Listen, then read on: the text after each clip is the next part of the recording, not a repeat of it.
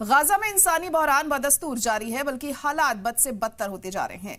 हर गुजरते दिन में खुराक और सेहत की देखभाल जैसी बुनियादी चीज की वजह से कई लोग मारे जा चुके हैं। अस्पताल मरीजों से भरे पड़े हैं, लेकिन कम से कम डॉक्टर अवेलेबल हैं। वहीं अस्पताल में बेड ना के बराबर हैं। गाजा के कई बच्चों के एक नए ग्रुप ने बुध के रोज उर्दन में तिब्बी इलाज हासिल किया। जॉर्डन अपने अस्पतालों में गाजा वालों के लिए इलाज फराहम करा रहा है। मिस्र रेड क्रिसेंट सोसाइटी के मुताबिक पिछले 2 हफ्तों में तकरीबन 1000 इमदादी ट्रक राफा के रास्ते से दाखिल होने हैं और उनमें से 800 ट्रक गाजा पहुंच चुके हैं, लेकिन अभी भी इजराइल की तरफ रुकावट का सामना है। इस बीच अक़वाम मुत्तहिदा का कहना है कि गाजा की सूरत हाल तबाहकुन है।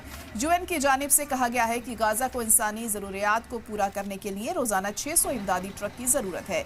वहीं हमास का कहना है कि वो गाजा में अपने ज़ेर हिरासत बंधकों को इमदाद पहुंचाने के लिए रेड क्रॉस के साथ ताउन करने के लिए तैयार है, लेकिन शर्त यह है कि इजराइल गाजा में इमदाद पहुंचने दे और इमदाद की तकसीम के दौरान फिजाई हमले ना करे।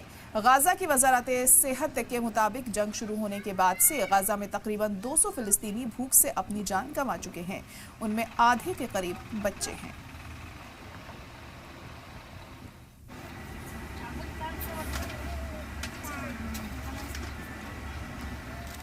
तो गाजा में हालात बद से बदतर होते जा रहे हैं। इजराइल की तरफ से जो एक्शन है वो रुकने का नाम नहीं ले रहा है। यहाँ पे छोटे छोटे मासूम बच्चे भी भूख से बिलबिलाने के लिए मजबूर हैं। इमदाद यहाँ पर पहुंच नहीं पा रहा है और जो कोई भी यहाँ मदद करने की कोशिश करता है तो इजराइल उसमें रोड़ा बन जाता है। भूख प्यास से यहाँ पर लोगों का बुरा हाल है।